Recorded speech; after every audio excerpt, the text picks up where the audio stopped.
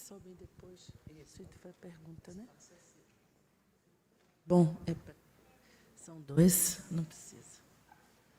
Só vou falar com esse aqui.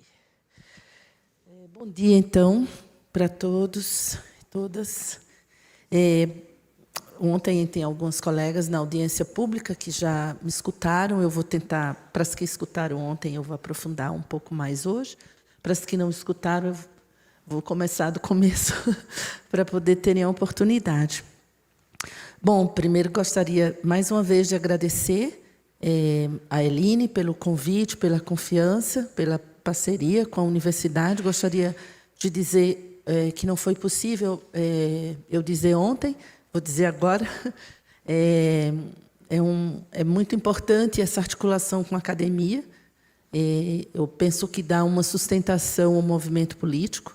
É um desafio. Quando a Eline me convidou para fazer o congresso como um projeto de extensão da Universidade de Brasília, eu hesitei um pouco, depois eu decidi aceitar, em função de poder contribuir com o movimento e dar uma força que seja acadêmica às discussões. Eu acho muito importante que vocês, não é, que estão na luta, a maioria aqui é do movimento sindical, tenham essa articulação e essa conversa com a academia, porque os dados, como a colega acabou de apresentar, a pesquisa que ela fez, são fundamentais para discutir as políticas públicas, para discutir o movimento político, social, sindical, para pressionar as instituições. Então, se vocês não têm dados, é muito difícil conseguir, às vezes, não é? Algumas lutas, algumas conquistas, como, por exemplo, um trabalho de prevenção. Então, é impressionante como a diferença da segurança pública no Brasil. Eu escutei a Roberta, não é? Nossa, é impressionante. Eu acho que está na hora, o Brasil precisa mudar esse contexto, tanto do ponto de vista... Eu nem comecei minha fala, porque já estou... que eu estava escutando e fiquei um pouco contaminada. E eu lembro de um depoimento de um policial que foi atendido no nosso projeto, que ele dizia: cada dia de manhã que eu acordo, eu olho para mim e eu vejo que eu não sou mais o mesmo. Então, do ponto de vista da subjetividade, do ponto de vista psicológico, é um trabalho, e eu vou falar mais do trabalho, eu sou psicóloga do trabalho, então vou focar um pouco mais a questão do trabalho do que mesmo a questão psicológica em si mesmo. É um trabalho de uma magnitude, por todas as condições que já foram apresentadas aqui, que provocam uma espécie de... pode provocar uma espécie de deformação da subjetividade. Então, muitas vezes, quando a gente vê essas agressões, seja dos dois lados, da população ou para o profissional, elas não são descontextualizadas. Então, gostaria de pontuar primeiro isso. E eu dizia muito, no curso também que eu organizei, de especialização, meus alunos foram das 3 corporações, bombeiros, militar e da Polícia Militar e da Polícia Civil, foram 50 alunos que eu convivi por 2 anos, no curso de especialização sobre gestão do estresse. E eu costumava sempre também colocar e conversei já isso com autoridades da segurança pública, não sei se foi escutado, que o profissional da segurança pública tem que ser o mais saudável possível, porque é ele que vai proteger a população. Então, um policial com estresse, com burnout, com depressão, ele não tem condições, e não é por uma questão dele, mas existe toda uma infraestrutura, inclusive de carreira e salarial, que é importante também se lutar por isso, que faz com que ele cometa atos, tanto atos radicais, como é o suicídio, e outros atos de violência, que, em função das armas também, como a Roberta falou, mas do ponto de vista psicológico, não é possível um profissional com estresse, com burnout, aí agora eu começo a falar do meu lugar como psicóloga do trabalho, exercer suas funções sem ser negligente ou sem ser da forma o mais apropriada possível.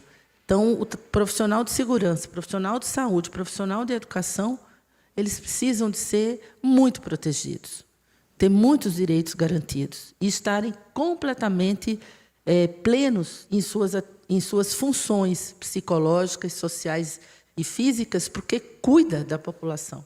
Então, só para emendar um pouquinho, articular com o que a Roberta falou e com o que também já foi um pouco discutido ontem pelos colegas do direito. Bom, eu vou, então, falar um pouco sobre a pesquisa, eu vou tentar detalhar um pouco mais. A pesquisa que nós fizemos é uma pesquisa de 2015, mas que foi atualizada ao longo desses anos, dentro do projeto da Universidade de Brasília, que é o projeto da Clínica do Trabalho, que eu coordeno já há mais de 20 anos. E eu vou, então, falar primeiro de alguns pressupostos teóricos que fundamentam essa pesquisa e depois de alguns resultados. Então, antes disso, eu gostaria de registrar que, nessa época, foi feito um relatório, porque a Roberta falava das ações no Brasil.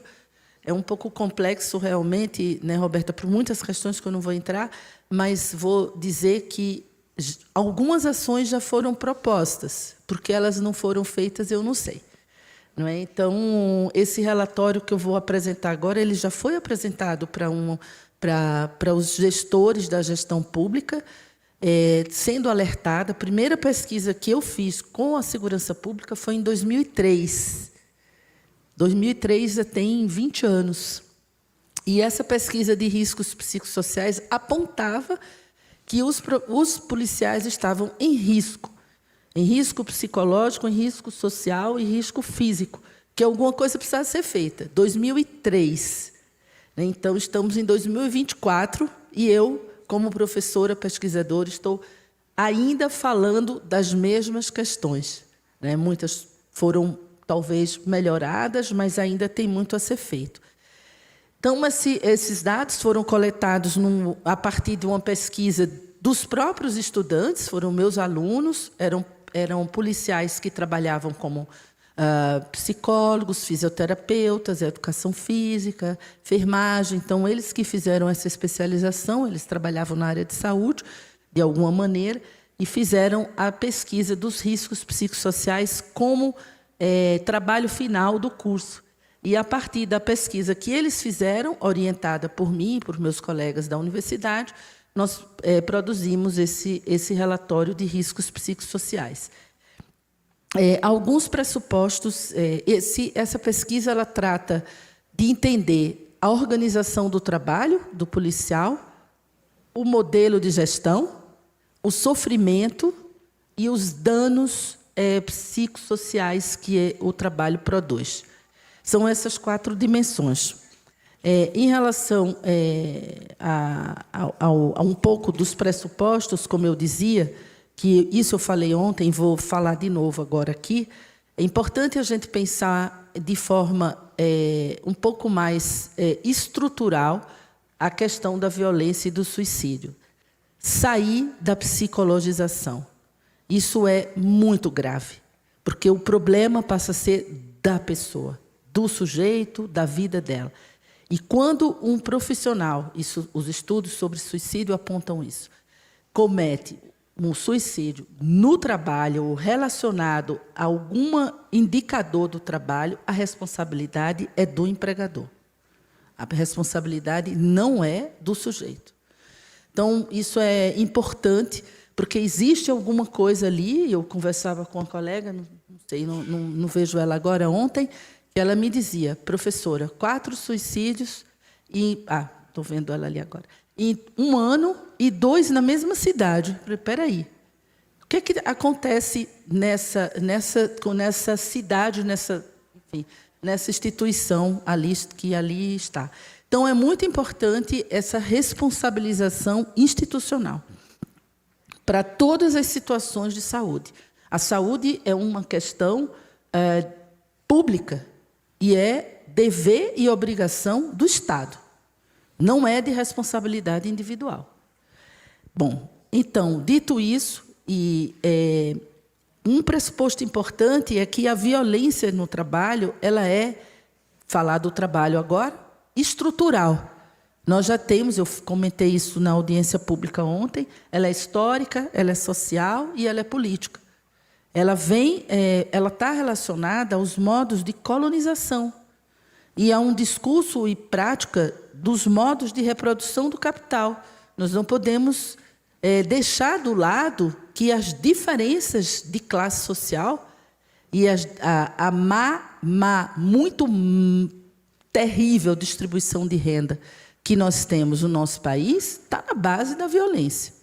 Não dá para negar isso. Nós somos um país com uma das maiores desigualdades de distribuição de renda do planeta Terra. Então, isso é importante ter isso em mente para compreender as questões da violência urbana e também do trabalho. Então, e outra dimensão importante, que é política, é o neoliberalismo antropológico que nós estamos vivendo hoje, que é exatamente responsabilizar o sujeito pela sua saúde. E toda a privatização que existe hoje dos direitos e da saúde e das perdas de direito. Então, é outra dimensão importante que eu penso que o movimento sindical poderia retomar. Bom, e aí eu vou falar um pouco agora de um outro pressuposto que diz respeito aos modelos de gestão. Os modelos de gestão, ontem isso foi comentado, ontem usou-se o significante arcaico. Eu diria que eles são trágicos, não é? Eles são primitivos. Então, nós ainda vivemos hoje modelos de gestão primitivos, no sentido de que está muito distante de um modelo democrático de organização do trabalho e de gestão do trabalho.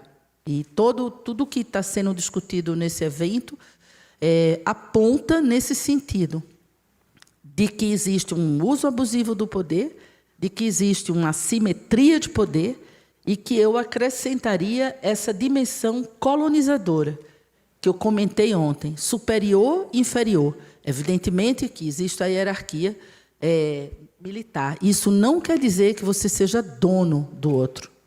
Isso é muito importante a gente ter atenção. Por mais que eu seja superior, do ponto de vista... eu olho as fardas, eu fico... e os uniformes, estou falando bobagem.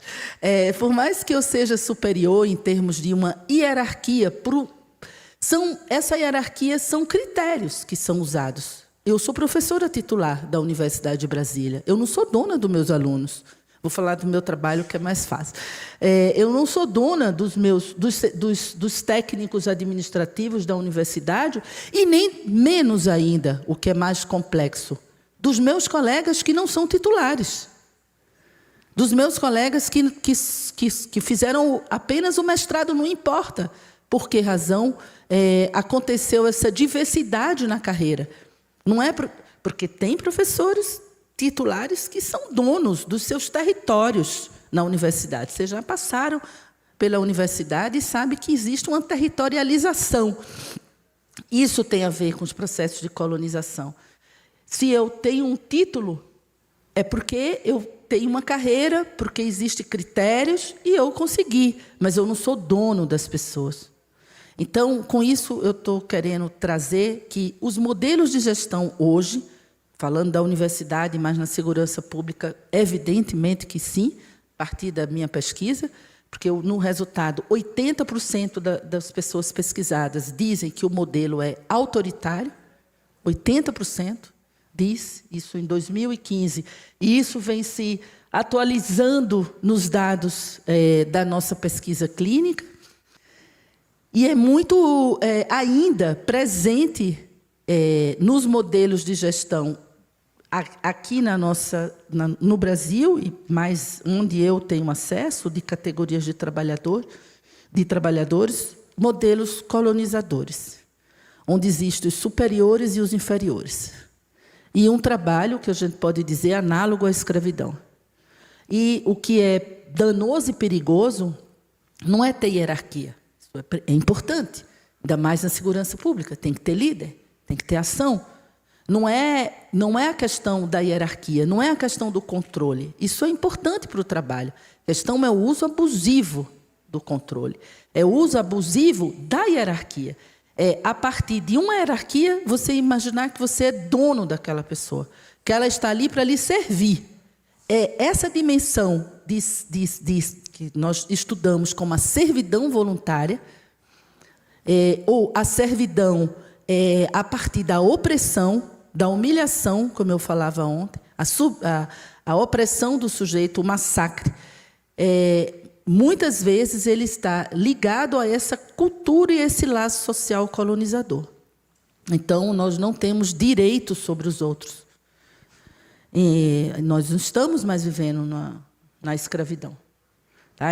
Mas isso se reproduz no ambiente de trabalho.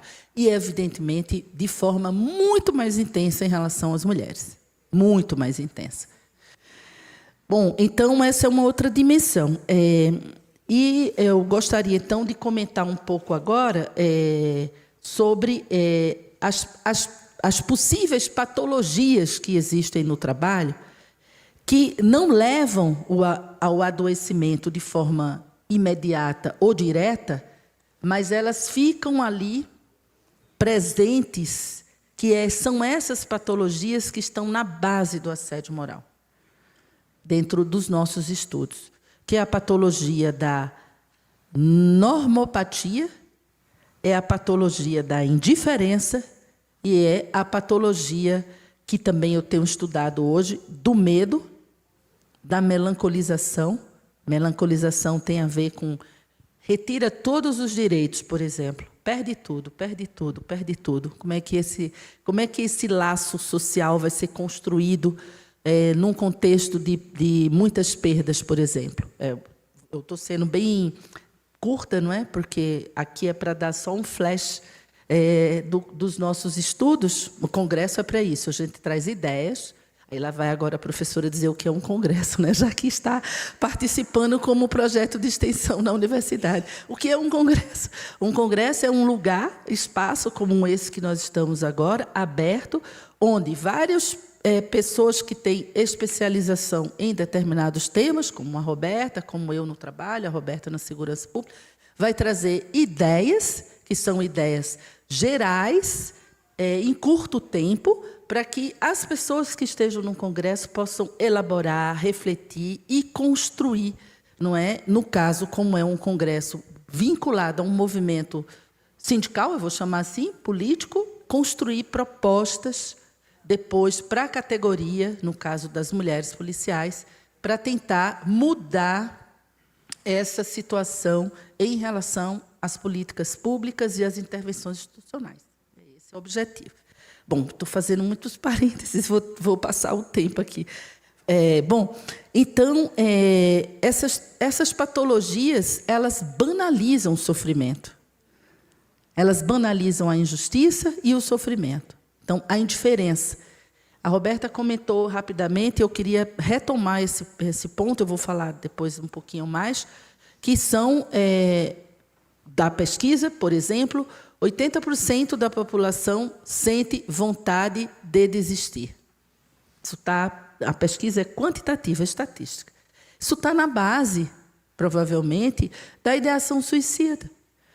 A pessoa já está num estado de danos psicológicos, que eu já estou passando adiante, a pesquisa aponta mau humor, irritabilidade, vontade de desistir de tudo, tristeza.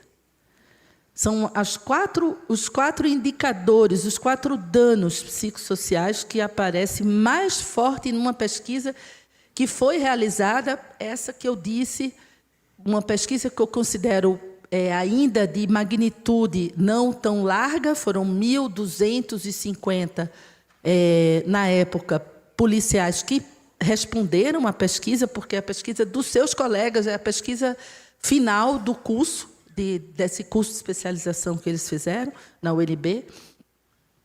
Não é de uma magnitude enorme, mas como o protocolo que nós usamos, protocolo de riscos psicossociais, ele tem toda uma validação estatística, acadêmica, nós podemos generalizar para a população. E, ao longo desses 10 anos, nós tivemos outros dados qualitativos a partir da clínica do trabalho, da pesquisa clínica, que confirmam esses dados. Então, tristeza, mau humor, irritabilidade, vontade de desistir de tudo, para um profissional de segurança pública. Bom, e para um trabalhador que sente, o que ele faz com isso? Que são aí as intervenções. Ele vai procurar quem? O RH do departamento, o sindicato, que já foi dito que vocês não podem se sindicalizar, em função da militarização do trabalho de vocês. Então, a família, muitas vezes, o trabalhador não quer expor. Aí tem uma dimensão que é muito complexa, que eu dizia ontem, eu não vou ter tempo para desenvolver aqui, porque é extremamente complexa, que é a relação entre humilhação e vergonha. Então, as situações de violência, as pessoas não saem por aí anunciando que estão vivendo situação de violência, gente. Então, era algo que eu queria dizer para vocês. A violência, ela diz respeito, ela traz algo extremamente profundo em relação à dignidade humana.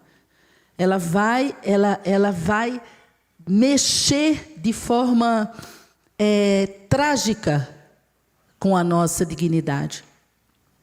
E, nesse sentido, a humilhação, como eu dizia ontem, a humilhação, a intimidação e a discriminação, e a intimidação tem a ver com jogo de força, inferior, superior, e a intimidação é assim, vai ser transferido, essa é a mais leve, vai mudar de posto, vai para outra cidade, essa é a intimidação leve. Tem intimidações que nós, talvez, eu como dentro do meu projeto da clínica, por que eu digo para vocês dessas dimensões? Porque a minha pesquisa é a partir das pessoas que já viveram situação de violência. Então, eu vou coletar dados com as pessoas quando elas chegam no projeto na Universidade de Brasília. Por exemplo, a ideação suicida já é um sintoma. As pessoas estão em depressão, as pessoas estão em síndrome do pânico, estão vivendo situações, muitas vezes em tratamento já psiquiátrico, e chegam no projeto da UNB. Então, esse é o público que eu tenho escutado na minha pesquisa ao longo desses anos. Então, essas dimensões da vergonha, da humilhação, elas são ditas dentro de um quadro, de um programa já de tratamento do adoecimento.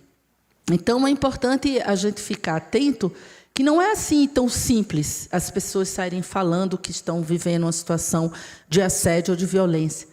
Os pacientes, as pessoas que vivem violência no trabalho, elas, quando chegam no projeto, já nesse estado de muito prejuízo da sua vida, elas todos os depoimentos que nós tivemos, o primeiro pensamento é: isso não é comigo. Eu estou vendo coisa onde não existe. Calma aí. Essa é a primeira reação. Que agora eu estou falando do lado da vítima. Não sei se eu estou sendo clara, porque eu não quero de jeito nenhum não trazer mais as dimensões do trabalho, porque é por causa do trabalho, porque o projeto é clínica do trabalho. Aí o policial vai lá para ser atendido. Ele sabe que é um projeto que vai falar do trabalho. E ele vai falar desse modelo de gestão que eu não vou detalhar aqui, das diversas corporações, mas que nós temos esses dados, naturalmente. Que é, por exemplo, uma gestão autoritária, como eu comentei, o abuso do poder, a questão da vigilância, o controle, e é uma gestão que usa de intimidação, de humilhação para dominar, para oprimir. Bom, ok. Então, esse trabalhador que chega no projeto, ele diz, minha primeira reação é: não era comigo. Como assim? E no segundo momento de uma situação de violência não, isso vai mudar. Essa pessoa que está me agredindo, ela vai mudar, ela vai reconhecer. Então, aí vai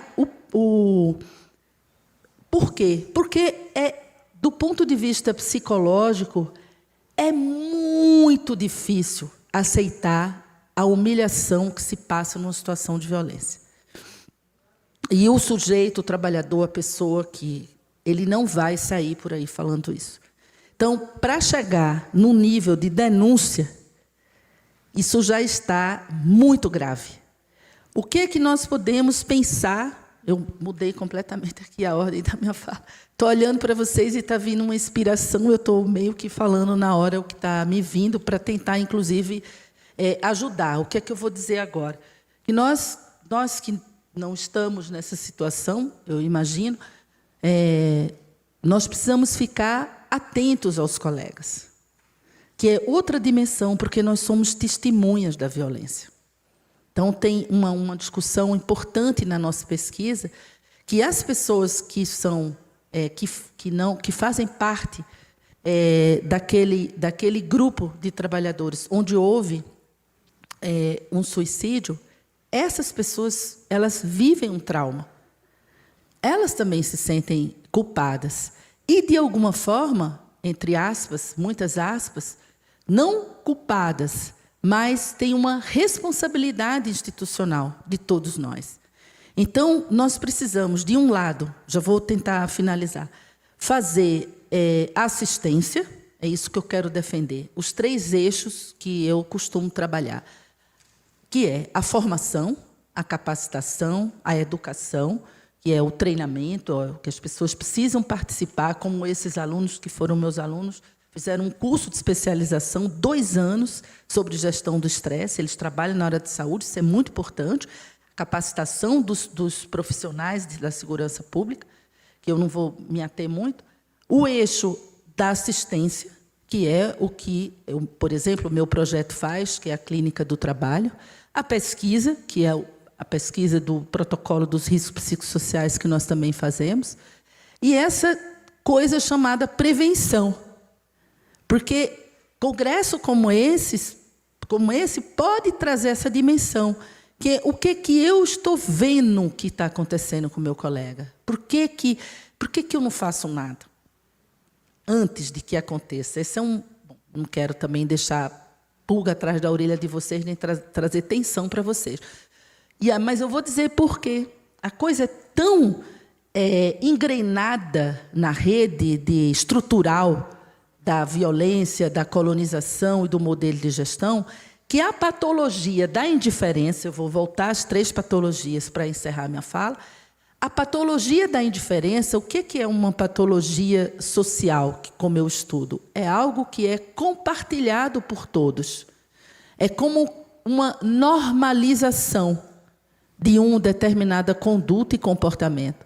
Então, a indiferença, a banalização, o medo, a indiferença, são condutas ou comportamentos sociais que são praticados por todos, como sendo normal. Aí onde está a questão do silêncio, em relação às vítimas de violência. Porque é normal ter medo, é normal ser indiferente. A indiferença, gente, é uma patologia que eu já venho estudando há mais de 10 anos. Definitivamente, pelos dados da nossa pesquisa, ela está na base das situações de violência. Então, eu vou concluir dizendo, os laços sociais dessa indiferença, que não é porque eu quero ser indiferente, é uma construção social. E nós estamos hoje com a onda do capitalismo numérico, a hiperconexão, que já é uma patologia que eu estou estudando agora, bem recente, uma aluna fazendo mestrado. Então, a hiperconexão, a indiferença eu comecei a estudar há 10 anos atrás, 15 anos atrás. Agora temos essa melancolização, que é a perda da experiência humana, o isolamento, e a hiperconexão, que já está se constituindo numa patologia. Mas a indiferença, ela gera uma banalização da violência, do mal, da injustiça, do sofrimento do outro. E existem determinadas profissões que precisam ter algumas defesas para poder dar conta de fazer o trabalho.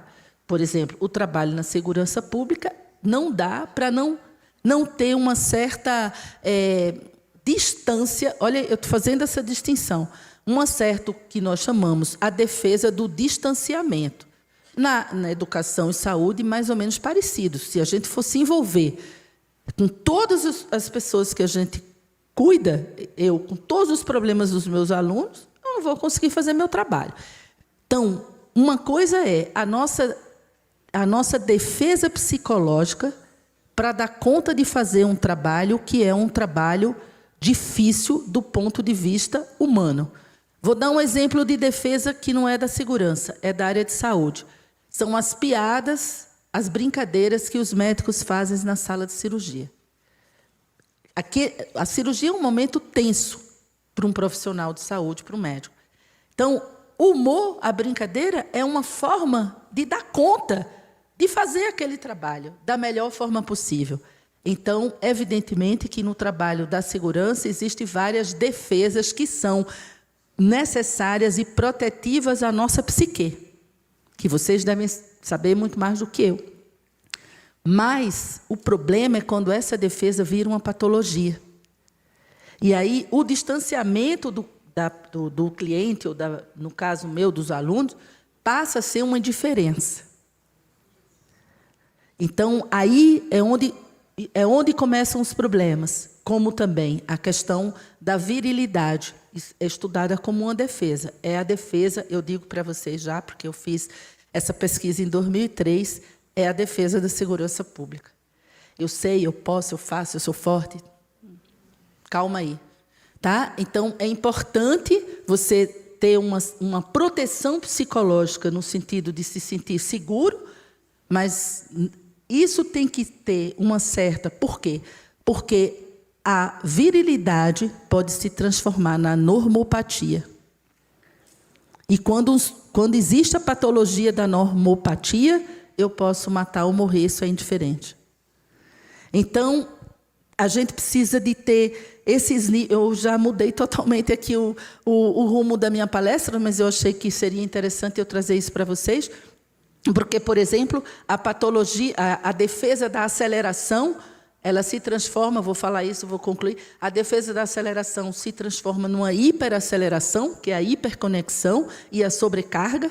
Você acelera, acelera, acelera até entrar na sobrecarga, que aí é o estresse, é o burnout, é o esgotamento.